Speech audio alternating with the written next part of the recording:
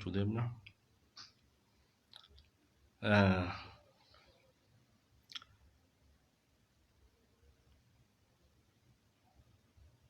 Sagaleen dhaga'amame.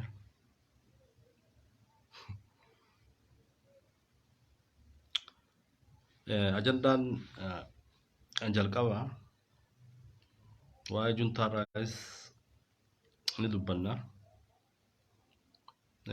Waa'ee lola kaabaa jechuudha. Lolli kaabaa kun akkamitti gaggeeffamaa jira? Lola kaabaa gaggeeffamu jiru kanaa fi waa'ee qabsoo Oromoo irraas dubbachuun barbaachisaadha. Kanaaf dhiyaadha.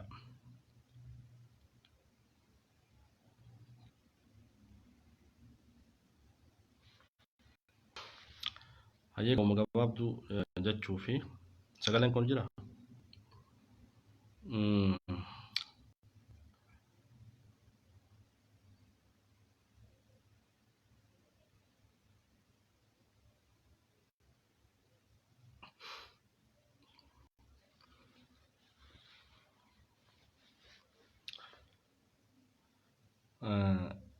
Waa'ee haalli amma siigaltee lolli deemaa jiru kaaba Itoophiyaatti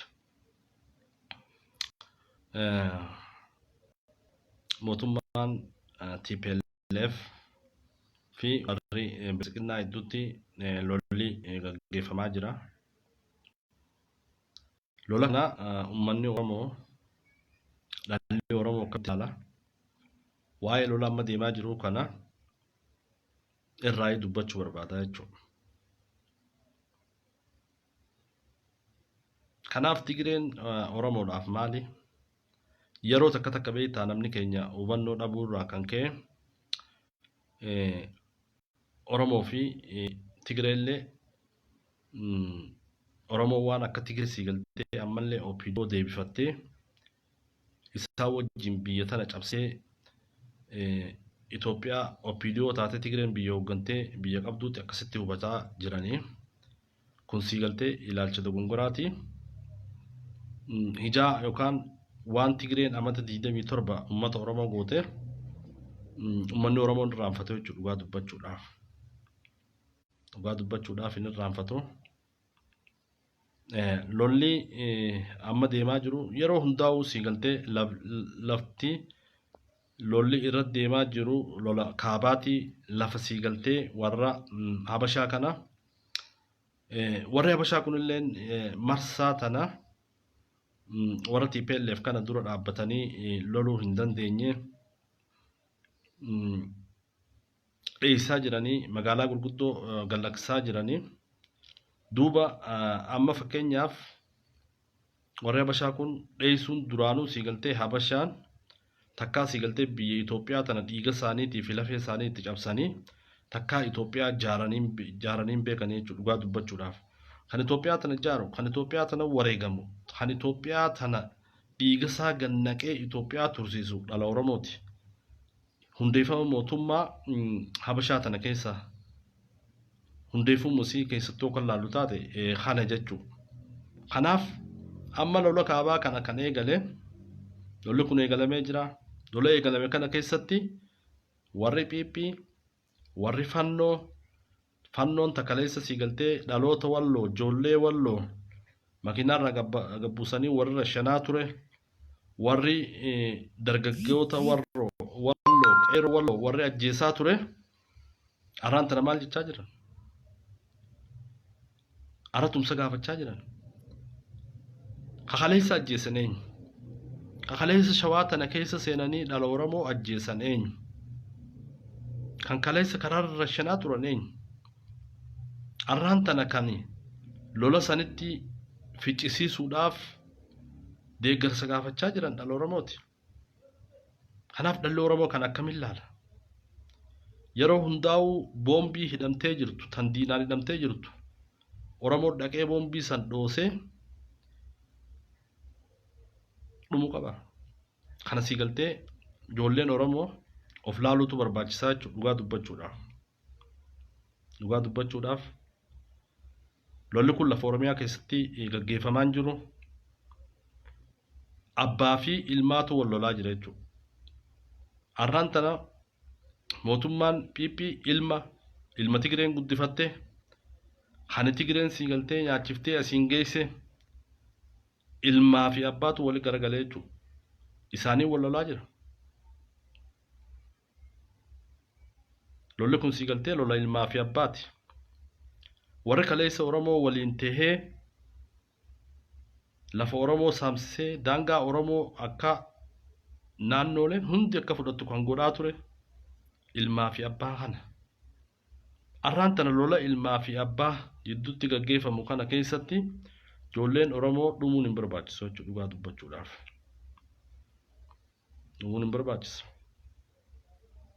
Kanaaf waa'ee lola kanaa dadammaqinsaan ilmaan Oromoo of ilaaluu, of gomaaggamuu, waa'ee lola kanarraa sii galtee maaltu deemu jira, faayidaan uummata Oromoo maali, faayidaan ichi dhaqee lafa namaa keessatti dhumuuf maali, dhalli Oromoo sii galtee of gaafachuun barbaachisaadha.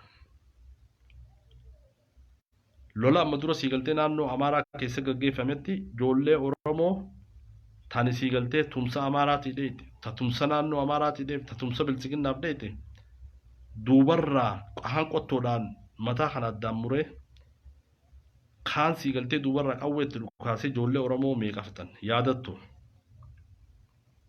Duutii ati kaleessa duute ta kaleessa sii galtee ijoollee Oromoo ajjeesan du'a akka maleeti jechuudha.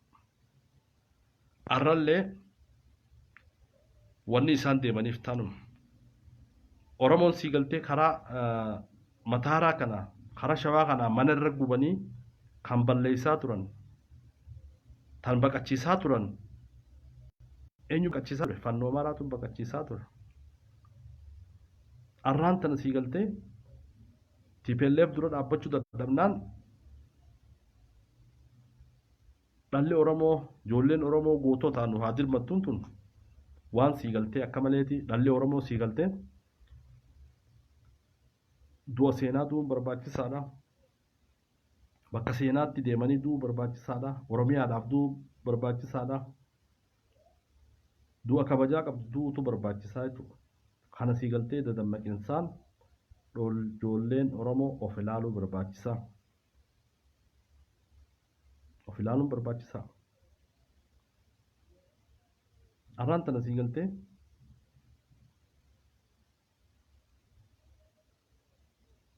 ijoolleen amma waraanaa tan mootummaan leenjisee ijoollee ji'a lama leenjite.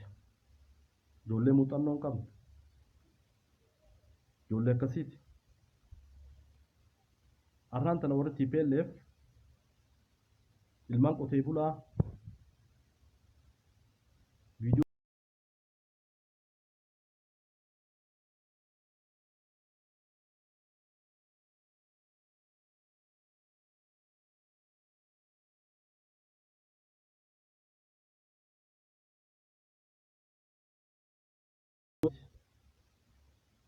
wareegamni isaan wareegamaa jiran wareegama olaantummaa Habashaa tursiisuu irratti Itoophiyaannitti deebisuu irratti wareegama akkasii sii galtee kafalaa jirti jechuudha ijoolleen ta'e. Kun sii galtee du'a akka malee du'uun hin barbaachisu. Waan amma dura sii galtee lola amma dura irratti dhumaatii ijoollee Oromoo warri fannoo kun fixe sanirraa waa barachuutu barbaachisa dhalli Oromoo. Lolli kun sii galtee silaa. Lolli silaa uummata kee kan miidhamaa jiru, uummata kee kabajaa dhabaa jiru, kan gabrummaa waxalamaa jiru kanaaf falmadhuuti kanaaf falmiiti. Kana bira dhaabbadhu wareegama qaqqaalii kafali. Duuti kabajaa qabdu du'a akkasiiti. Duuti seenaa qabdu du'a akkasiiti.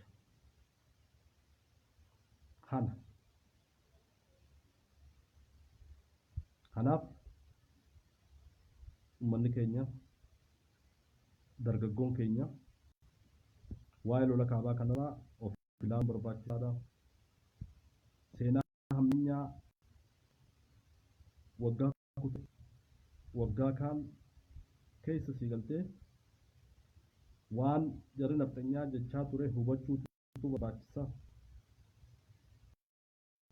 Uummata Oromoo irra diboota Oromiyaa dhufu kana dura jira jechaa turan. Gaafa sii galtee uummata keenyarraa warri bilisiginnaa kun diboota guuranii naannoo Amaaraatti ergaa turan. Uummata Oromoo kanarra loon Oromiyaa bitu uummata Oromoo irra jira jaanii sii galtee warri nafxanyaa kun dubbachaa ture. Uummanni Oromoo uummata loonii jechuudha. Uummata sii galtee amata 550 eenyummaa ta'e balleessee si xiqqeessee Oromiyaa fi Oromummaan haa badu dura jiru kanaaf sii galtee qawwee uummata kanaa lafa uummata kanaarratti warra habashoota lamaa wal loluu ilmaa fi abbaa wal loluu jidduu seennee dhumuun hin barbaachisu. Waan kana sii galtee tasgabbiidhaan ilaaluutu barbaachisa. Yoo sii galtee duu barbaadde du'a kabajaa qabdu du'a seenaa qabdu falmadhu uummata Oromootiif. Uummata Oromoo kan sii galtee daangaarra jiru kan fannoon dhumaa jirtu san uummata fannoo san sii galtee irraa dhaabbadhuuti isaan san irraa sii galtee uummanni keenya kan dhumne falmadhuuti isaan bira dhaabbadhu wareegama qaalii jechuun kan mirgi uummata Oromoo kabajamuu qabajiiti falmadhuuti uummata kee bira dhaabbadhu wareegan kabajaadha kun. Oromiyaa waliboomsadii jaarmee Oromiyaan warra walaboomsuuf dhaabbatee wajjin makamiiti falmadhu hin gootummaa. Kana sii galtee duuti kabajaa qabda. Daangaa Oromiyaattiin kabachiisa jiiti lafti Oromoo diina tokkoon hin saamamtu jiiti akkasii falmadhuuti wareegan kabajaa qabda. Seenaan bara baraan si yaadataa jechuudha. Kanaaf barraan tana Oromoo yeroo Itoophiyaan miidhamte Itoophiyaan miidhame Itoophiyaa baraaraatuun yeroo hundaa'u sii galtee dhiiga ilmaan Oromootiin Itoophiyaa Oromoon tolle tana sii galtee baraaruun hin barbaachisu.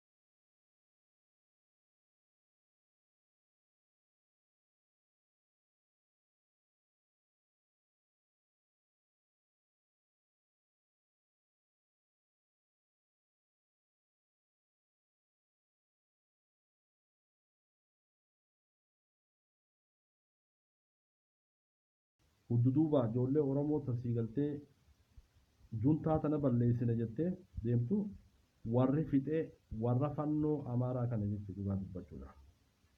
Du'a kabajaan qabne ijoollee teenyaa ajjeesan. Lafa Minilik irratti ijoolleen teenya dhumte.